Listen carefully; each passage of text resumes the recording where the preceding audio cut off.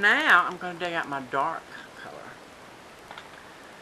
Now this is a little more expensive. I had to get this, I think, at Walmart. So I paid maybe $5 for this. And this is also the makeup that I use when I do my darker characters, my Latinas, and my black characters, because it's dark. But using sparingly, you can use it as a shadow for contouring. A little under my cheekbones, underneath my chin to cover up my triple chins, a little bit on both sides of my forehead, just to make my forehead not quite as profound. And then a little bit, and be very careful about this, as a contour on both sides of my nose. And I have a small nose, and I'd like to thin it out a little bit and make it appear a little bit longer. And that's the reason I shadowed my nose. Now you can do that if you have an extremely wide nose. You can do it, you can cut it off if you got a longer nose by putting a little bit of your contour across the center of it. It'll kind of knock it off. Okay, now we got to blend.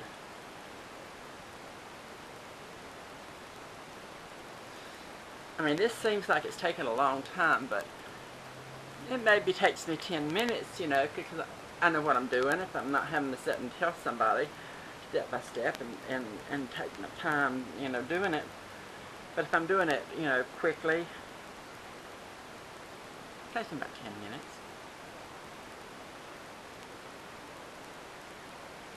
Okay, once that's blended in,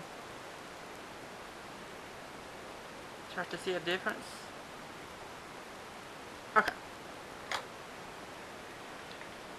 I've got all kind of blushers, powder and cream, and I like to use this cream. It again is one of the cheaper brands, but this is a black brand for black people. But I like this. I put this on and blend it. The cream you can blend to a little bit on the middle of your face, a little bit on the tip of your nose. And once you blend this really good, it just gives your skin a glow. Not like blusher. It just gives you a healthy glow to your skin.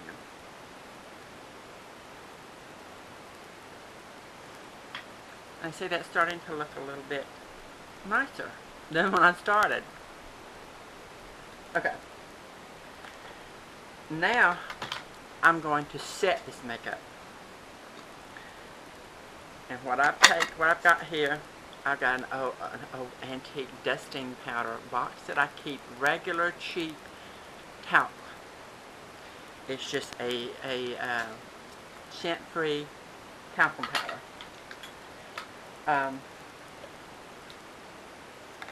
You can take any fluffy brush, take your talcum powder. And this is another thing that they get you for with your expensive setting powders, because they want you to buy the product. And this does the same thing. And it's clear. All talcum powders are clear. And the base, all those other setting powders are the same thing, talc.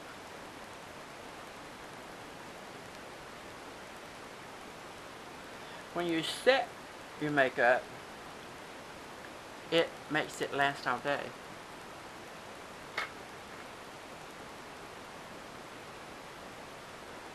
When you put it on at first, it kind of looks white, but the more you dust, sets it into your makeup.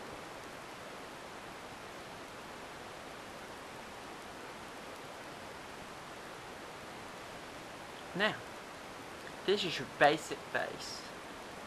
Scan of any eye makeup or anything, but this is just a basic done face. It looks clean and healthy, and it's a good foundation for anything else you want to do. So now I'm going to start with my eyes. I have lots of eye makeups that I use, mostly powder, usually the cheap brands. This right here is a compact by Mary Kay.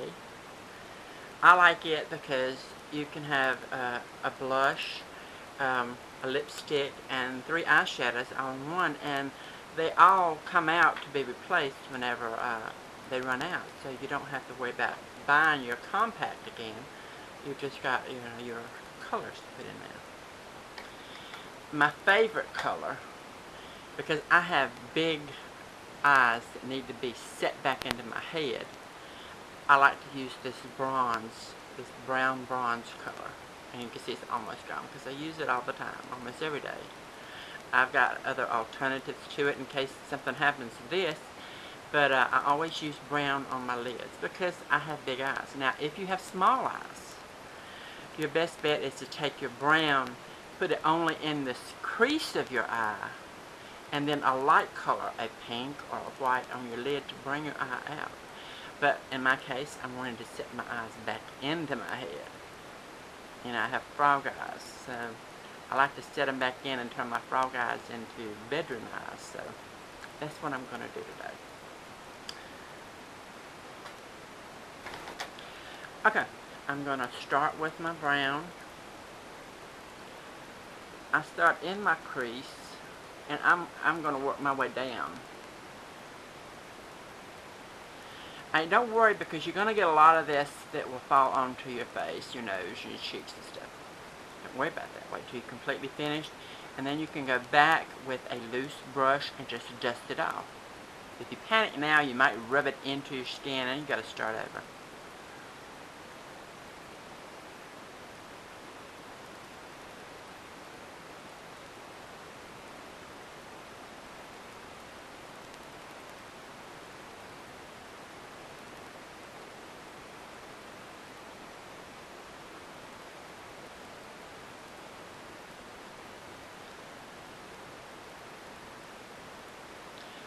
Okay, that's basically on there, like somebody's giving me a black eye. And it's all over my nose too, and if I go rubbing on that, it's going to just rub it right in. Okay, I go up here and I blend with my finger. You want to blend that to soften that into your eye. And if you've watched any of my videos, you notice that all of my characters have different makeup, because it portrays a different personality. I prefer an eye that's made up, but then not completely made up. I never line my bottom lid. And I actually never wear mascara. I did in my youth, and I hated messing with it. I hated cleaning it off. It made my eyes burn, and my eyes were very sensitive, so I stopped wearing it good many years ago. I never wear it for my characters. I just line my lids, and sometimes I wear false eyelashes. But I hate wearing mascara. But I feel, especially at my age, for my own personal makeup, I never put eyeliner on the bottom. It gives it a cleaner look. Plus it keeps the eye opened up and it looks nice. That's my personal preference. But I copied that from looks of the old movie stars, Joan Crawford and Greta Garbo and those people. And they used that same makeup technique.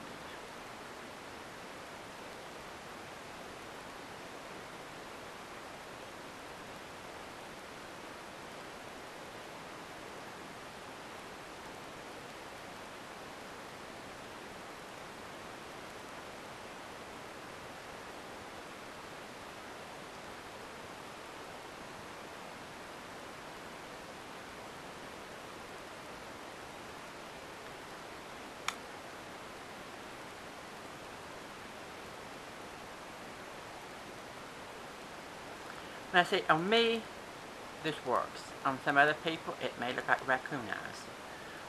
And when I'm finished, you'll see how it looks. And it is a little bit overdone for right now until it's finished.